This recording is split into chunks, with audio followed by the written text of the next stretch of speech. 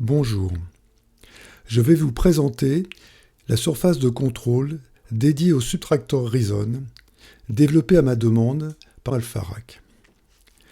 J'ai pu découvrir Alpharac lors du Synfest de Nantes dans une démonstration vidéo, car cette année, comme l'an dernier, pour cause de Covid, le Synfest a eu lieu de façon virtuelle. C'est ainsi que j'ai pu découvrir que l'on pouvait développer des surfaces pour toutes sortes d'instruments virtuels. C'est ce que propose Alpharac par l'intermédiaire de Franck Grière, son développeur. La surface se présente sur une plaque sérigraphiée. Les différentes commandes sont disposées en respectant la disposition des commandes du subtractor que l'on voit à l'écran. On remarquera que la partie gauche du synthétiseur n'est pas représentée, tout simplement parce que l'interface analogique numérique ne peut assigner que 64 contrôles.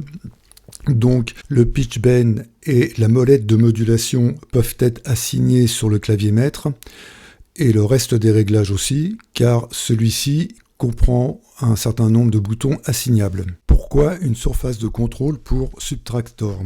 Les claviers maîtres, d'abord, sont limités, mais aussi l'ergonomie ne correspond pas à ce que l'on voit à l'écran.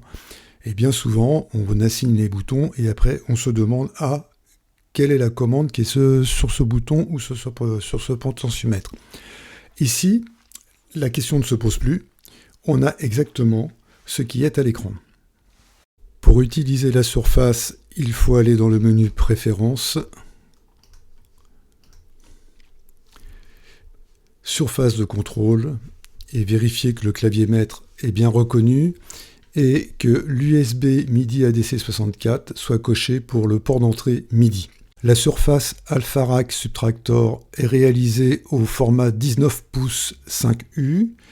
Ici, dans la vue d'ensemble, on peut voir les différentes zones, la partie concernant les oscillateurs. Ici, toute la zone concernant les enveloppes, avec leurs affectations par les boutons rotatifs et l'interrupteur qui permet d'inverser l'enveloppe. La zone du générateur de bruit avec les deux et les faux. Et pour terminer, les deux rangées de boutons pour le réglage de la vélocité. Et bien maintenant, il ne nous reste plus qu'à assigner chacune des commandes de la surface. Pour ce faire, on va dans le menu Options, Substitution à distance. Et là, c'est très simple. Je choisis ma commande, par exemple oscillateur 1. Je double-clique avec la souris, je tourne la commande et le bouton est assigné à la commande correspondante. Ici, ce n'est pas un interrupteur ou un bouton poussoir, mais un bouton rotatif, mais ça fonctionne très bien. Et là, je peux continuer pour les formes d'ondes. À côté, j'ai les octaves, les demi-tons, l'accord fin. Ensuite, je peux poursuivre avec la modulation de fréquence. En dessous, le mixage des deux oscillateurs, et ainsi de suite. Donc on peut parcourir l'ensemble des commandes. Par exemple, ici, je vais commencer à programmer l'enveloppe de modulation. Et ben voilà, c'est tout simple. C'est le logiciel réagit très bien. Il n'y a pas de souci.